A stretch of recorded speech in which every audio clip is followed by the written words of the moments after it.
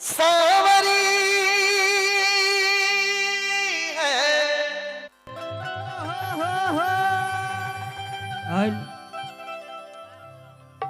वक्रतुंड महारेखा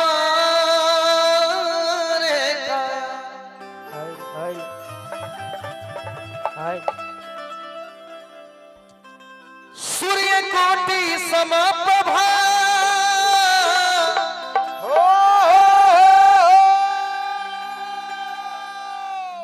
निर्विघ्नं कुरु मे देव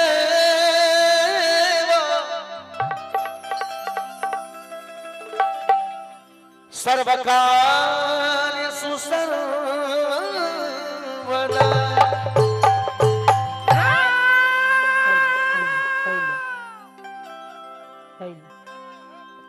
बहुत ही पुराना लय है, धुन है। वही पे एक लाइन दो लाइन हमने के गणेश वंदना गाया जाए। ये बहुत पुराना है। हां जी बना रहा हेलो कि काहे जिया दुख भला अर चलती हला मोहे विसार के तने बता दो हे दुल्हा गंगा पार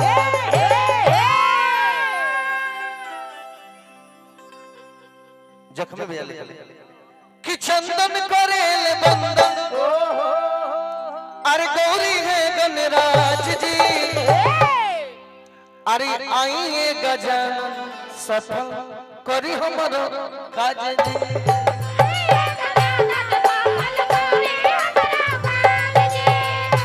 आइए गजानन सफल करी हमरो काज जी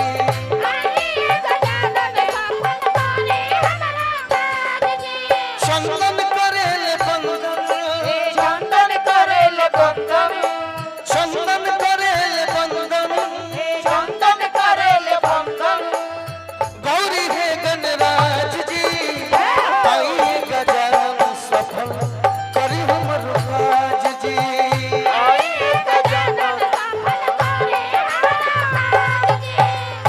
आइए गजानन सफल करी हमरो काज जी आइए गजानन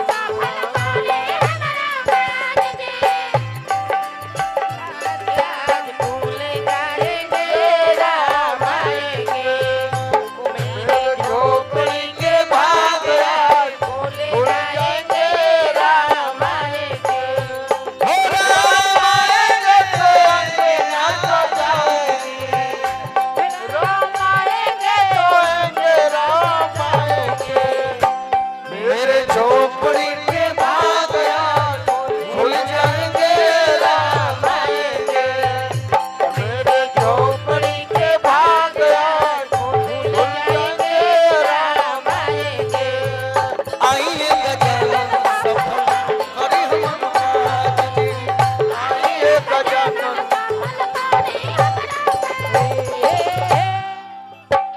एक लाइन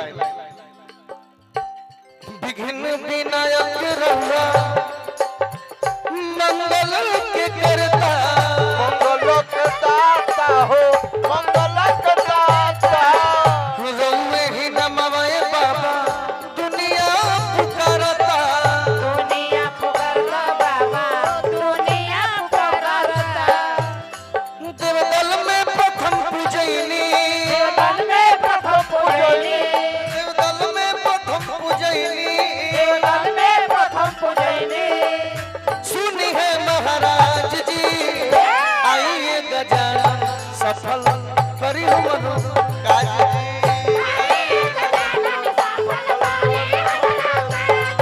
आइए गजानन सफल करी हमरो जय हो आइए गजानन सफल करी हमरो काम आइए गजानन सफल करी हमरो आइए गजानन सफल करी हमरो काम आइए गजानन सफल करी हमरो आइए गजानन सफल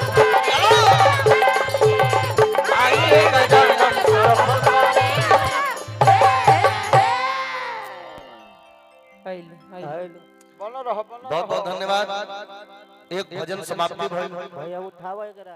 अब लोकगीत गावे के हमने के काहे कि कलाकार के जन संख्या बा कम नहीं के ज्यादा, रिटर्निंग तो जितना समय मिलल बाटे उतना ही में गा लेवे भैया। नहीं तो ये बेईमानी होता है। कुछ कलाकार ऐसे होते हैं जो माइक छोड़ते ही नहीं। हाँ लेकिन मेरा ये कहना है कि बनो रहो ब्यास। पुराना लय याद पड़ता शहराबाद में गवाई। आज तो दुल्हा सॉरी दुल्हा खाती बहुत बड़ दिन बाटे यार, हाँ बहुत सुंदर दिन बाटे। हाँ तो दो चार प्रणाम रोज भैया। तो एक दो गाने ऐसे जो मजा आ जाए। हाँ जी। बहुत पुराना धुन है। कवन हो कोई रोक सके तो रोक ले, मैं नाचती छम छम पालकी में होके सवार चली रे।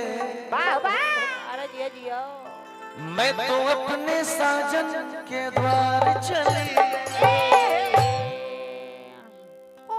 तोरा खुशियां हिलावे के बा। आज हिला दो। प्रीति हाँ जी। सोनागाछी ब्रांड कलकत्ता। तू क्या करबू दिन